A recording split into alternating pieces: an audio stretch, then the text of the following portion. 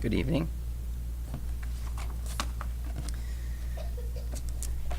So we'll be talking about Job 21 tonight. Did everybody have a chance to read Job 21? And if not, it's okay, because we are going to read it together, and we're trying to decipher it a little bit verse by verse if we can. This is, in chapter 21, this is Job's reply now, again, from his friends' responses and what they've been telling him along the way. And this is Job's now response. And this time Job's response is a little more direct. He's confronting them and their accusations a little more directly. He has more that he can pinpoint in regards to things he feels is wrong and inadequate to what they're telling him and accusing him of. And he's definitely on a mission this particular chapter to get his points across and counter what they're telling him. I kind of broke the chapter up into 4 different segments, or we can call them paragraphs, but let's just call them segments too. 1 through 6, and then we'll go from there. But you can see the breaks in the chapter as to where he starts new points and where he wants to make new comments, defending himself and rebuking them. As you know, all their comments so far and the different friends that have spoke to him are continually basically saying that everybody receives exactly what is coming to them, that you can kind of base a person's life. You can look at a person's life and see if they're doing well or doing bad, and you can basically say, well, that person's either righteous or that person's wicked or evil. They're basically basing it on what you can decipher from a person's life. And Job's going to go into refuting that big time here shortly. They basically say the righteous will always prosper and the wicked will always receive punishment or suffering of some sort. But let's go ahead and start in, and we try to get through this as quickly as we can, because I want to have an application at the end that I think will be good for us. So it's chapter 21, verses 1 through 6. I called this an appeal for a sympathetic hearing. Job it's an appeal for him for a sympathetic hearing. Then Job answered, "Listen carefully to my speech, and let this be your consolation. Bear with me that I may speak, then after I have spoken you may mock. As for me, is my complaint to man, and why should I not be impatient? Look at me, and be astonished, and put your hand over your mouth. For even when I remember, I am disturbed, and horror takes hold of my flesh." We'll stop there. What I see here is that Job, he wants their attention. They've obviously listened to him, and they haven't believed him. They've obviously think that he is lying or isn't remembering what things he may or may not have done in his past life. They keep accusing him of something that's been wrong or sin and so forth. And now at this point in his response, he's like, listen to me. Listen to my speech. Bear with me. Put your hand over your mouth in astonishment as how I look. I'm wretched. Envision him with sores, red, swollen eyes, despair, sorrow, sadness, pain, madness, frustration. He's wretched at this point. He's like, put your hand over your mouth. Don't speak. Just hear me for once. He's trying to get their attention. He wants their attention, and he's going to go forward and counter their arguments that they've been accusing him of in the past. He even says that even I'm disturbed and horrified when I see myself and remember what's been done to me, and I look down and see my own body. He goes, but just stop for a second. Look at me, bear with me, and hear these words that I'm about to say, is what I get out of these first 6 verses. Does anybody have a comment or anything they want to add that might be different or that strikes you, strikes a chord? If not, we'll move right on.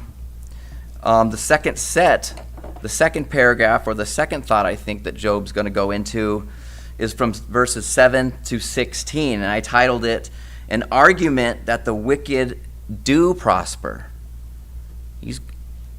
They're saying that the wicked people are sinful, they've done something wrong, and they're going to suffer, and something bad's going to happen to them, and they're going to get what they deserve, and that they don't prosper. Bad things happen to those who sin and aren't living righteously.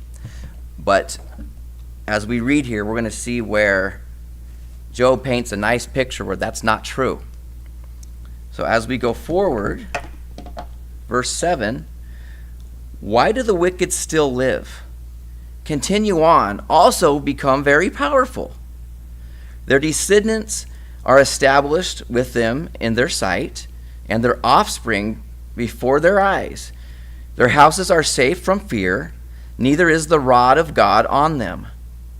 His ox mates without fail. His cow calves and does not abort.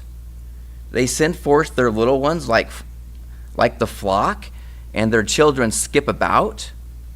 They sing to the timbrel and harp, and rejoice to the sound of the flute. They spend their days in prosperity, and suddenly they go down to Sheol. And they say to God, Depart from us. We do not even desire the knowledge of thy ways. Who is the Almighty that we should serve him? And what would we gain if we entreat him? Behold, their prosperity is not in their hand. The counsel of the wicked is far from me.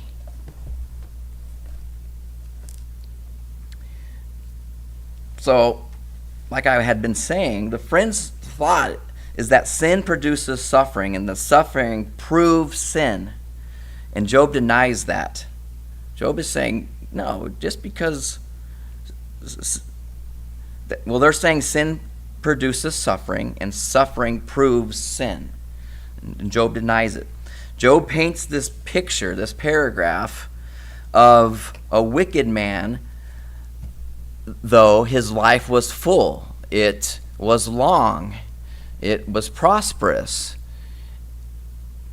He had plenty. His animals and flocks produced. They did not abort. One could even become powerful and live a long life and not necessarily suffer along the way, as they were claiming does happen to one who may sin or live wickedly. He paints this picture saying the wicked will potentially could have a good life regardless of what they do and how they live. And this counters what Eliphaz, how do you pronounce his name? Yeah, Eliphaz. This counters what Eliphaz said. If we were to go back to chapter 5, verses 17 through 27, Eliphaz actually described this type of a scenario for a good man. So, a little while ago, however long that may be, the friend is saying he described exactly the types of things that a good man will experience. But Job is saying, there you go. You just described what a good man is, but a wicked man can have those same things and can live a long, prosperous, full life along the way. There's not a difference.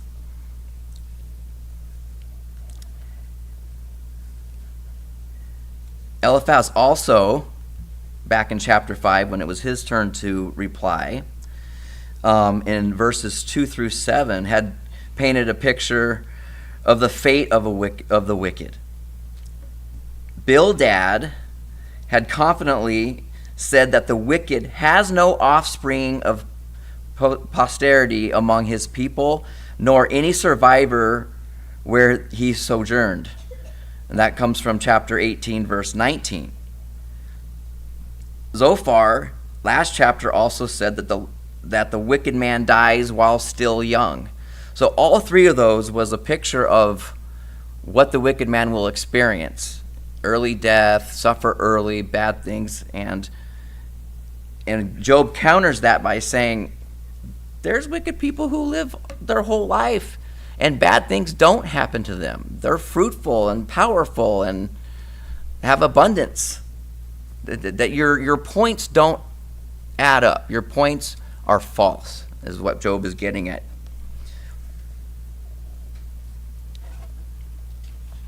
Any comments on that so far? I was just thinking about Matthew chapter 5, where, and I was thinking about this when I read through Job, but it's where it says the Father in heaven makes the sun to rise on the evil, on the good and the evil. And then it said, and he makes the rain fall on the just and the unjust. Yeah.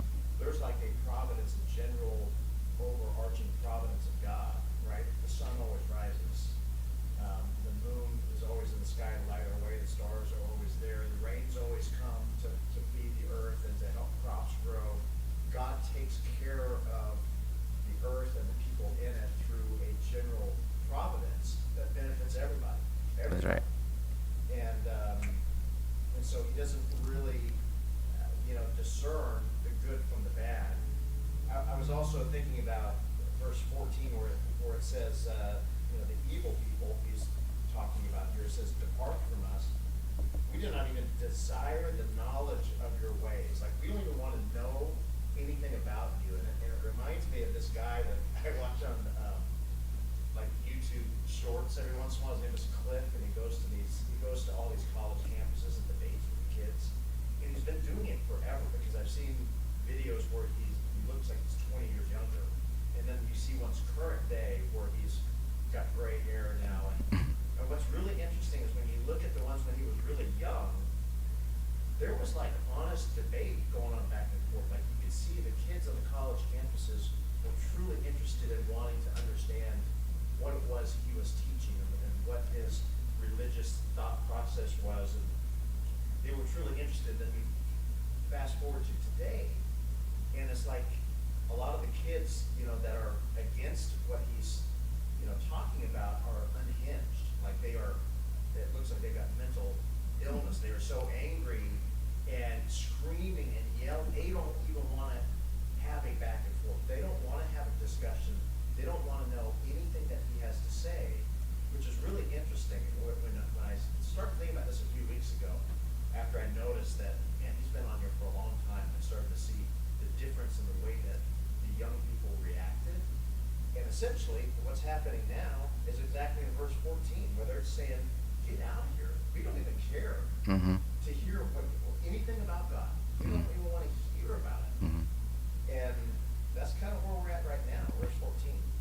Yeah, I guess time didn't matter. People had the same mentality and attitude then as they do today. And I was actually going to reference those two verses next in regards to that. Not only are the wicked, but some are godless too, where they just don't, whether they're atheist or whether they just don't care what God has to say, or they don't want to abide by his will and his ways. So I was going to mention that very thing. And one of the commentaries that I had helping me went on to say that this is a selfish,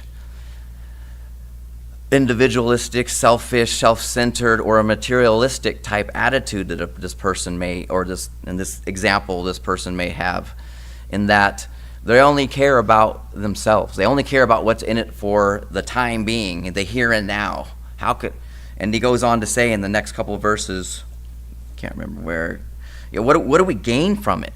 And if we do worship you, what's our benefit? What are we going to gain? How does it help us? They only care about what they could get from it. And that again is another attitude today, where people may go through the motions, or they may do just enough thinking, well, maybe something good will happen to me. What am I going to get out of it? And if they don't see it happening and they don't experience something good, they typically fall away, or they never really were in it to begin with.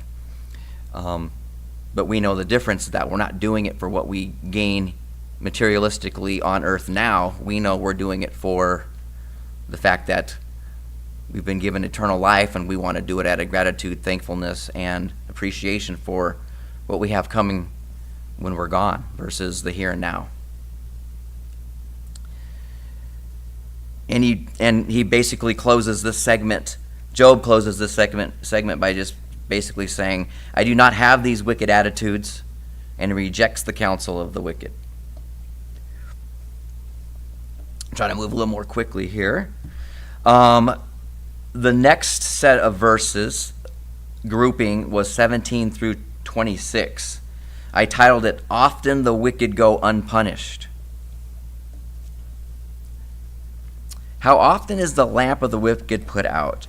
Or does the calamity fall on them? Does God apportion destruction in his anger? Are they as straw before the wind, and like chaff which the storm carries away? You say, God stores away a man's iniquity for his sons. Let God repay him for what he had, so that he may know it. Let his own eyes see his decay. Let him drink of the wrath of the Almighty. For what does he care for his household after him, when the number of his months is cut off? Can anyone teach God knowledge, in that he judges those on high? One dies in his full strength, while wholly at ease and satisfied. His sides are filled out with fat, and the marrow of his bones is moist, while another dies with a bitter soul, never even tasting anything good. Together, though, they lie down in the dust, and worms cover them. I didn't put a whole lot down on this particular area, just that Job asks these questions of his friends and disputed his friends' claims that destruction always overtakes the wicked. These questions are disputing that claim that destruction always overtakes the wicked. That often a wicked man goes throughout life and does not experience suffering or punishment of some sort before he dies. That he can, like I said, may get through life unpunished, or doesn't suffer anything terrible at trials and tribulations like someone else may. Job makes the point at the end of the paragraph that whether one is wicked or righteous, prosperous or unfortunate, they both will suffer the same fate. We're all going to eventually die. We're going to be covered up with the earth, and he says that worms will be on us. So whether you're wicked and prosperous, or wicked and unprosperous and poor, whether you're righteous and prosperous, or righteous and struggle and have trials and tribulations, the fate's the same. We're all going to come to an end, despite where we're at, and we're going to be buried together just like everyone. The last paragraph, or the last segment, 27 through the end, I titled it an accusation that his friends' answers are full of falsehood. That he's basically saying that your answers are false. We'll be just fine. I'll read it real quickly. Behold, I know your thoughts and the plans by which you would wrong me. For you say, where is the house of the nobleman? And where is the tent, the dwelling places of the wicked? Have you not asked wayfaring men, and do you not recognize their witness? For the wicked is reserved for the day of calamity. They will be led forth at the day of fury. Who will comfort him with his actions? And who will repay him for what he has done? While he is carried away to the grave, men will keep watch over his tomb. The clods of the valley will gently cover him. Moreover, all men will follow after him, while countless ones go before him. How then will you vainly comfort me? For your answers remain full of falsehood.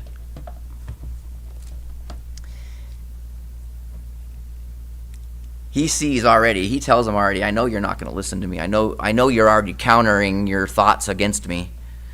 But your answers are false. And he makes reference again that the wicked man can be spared, and is spared at times. That the wicked man will not. A lot of times that the wicked man is not confronted to his face and brought to justice because of the fear that what could happen to him. Tell me if you see that differently, but the verse is referencing that a lot of times the wicked aren't punished, and they're not judged and gone, things don't happen to them and brought to justice because of the fear of one coming to them and confronting them and saying, hey. So a lot of times they get away with it, and they get through life, and they don't go punished in that regards. And that, again, a wicked man or a godless man could die and be buried with pomp and ceremony, with a celebration and lots of people recognizing him and memorializing over him, and that someone could even watch his grave for him, watch over his body.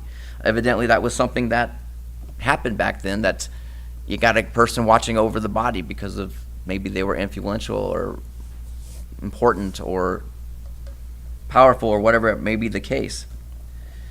But eventually, though, the wicked will rest comfortably in the grave. Some will go before him and some will go after them, and we might not know whether they're experiencing wrath or suffering or pain or tribulation. We might not know that. It happens to the wicked as it does happen to the righteous. And Job concludes with harsh criticism of his friends for their attempts to comfort him, and that their answers are still filled with falsehood. He's already anticipating that they're already countering their thoughts against him, which we'll see going forward in the next few weeks. Any comments on that? Yeah. I think Job feels like his friends are misapplying the concept that you reap what you sow. They're applying it because bad things are happening to him. That's God taking vengeance on him. Where reap what you sow might be in the long run, or it also might be if you just, if you play in the streets, you get hit by a car, you do stupid things. Mm-hmm. But Job also at times is sarcastic a little bit. And he's using this example to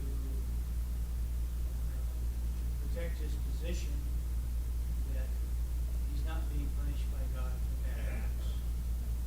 And but by the same token, he's a little bit sarcastic at times in the way he responds to them. Mm-hmm. But it is a case where you feel like they're attacking him improperly. And he's making an example that a lot of bad people have a lot of good things in their life. Mm-hmm. Right. But that doesn't address eternity. Exactly. Yep. We see that today too.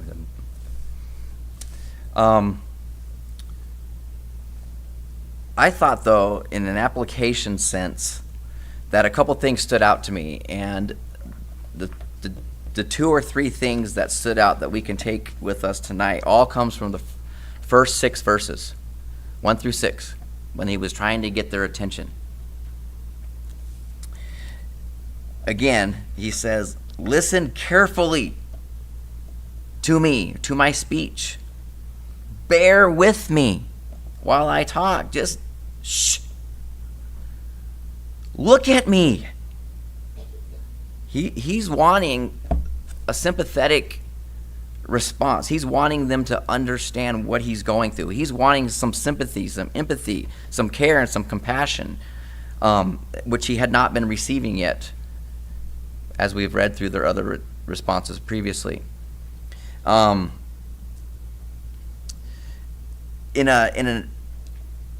This applies in a Christian type manner also, but in just an everyday application, we need to do better at. I think we could do better at listening. How often have you had a conversation with somebody, and you're really into it, and you're really spilling your guts, and you can tell they're really not paying attention to you. You can tell they're a little distracted, or you can tell they're thinking of something, and that's frustrating for the person who's speaking. And or another example that comes to mind is that you have a conversation, and it doesn't matter who it is, spouse, child, boss, it doesn't matter what it may be, and the speaker says what they need to say, and you talk about whatever it may be, and then a few days later that didn't happen, or what happened? What do you mean what happened? You never said that. Yeah, we did. We had a conversation about it. Didn't you hear me? What are you talking about? You never told me that. That happens every day somewhere in some form or fashion, where we're not listening to one another sometimes.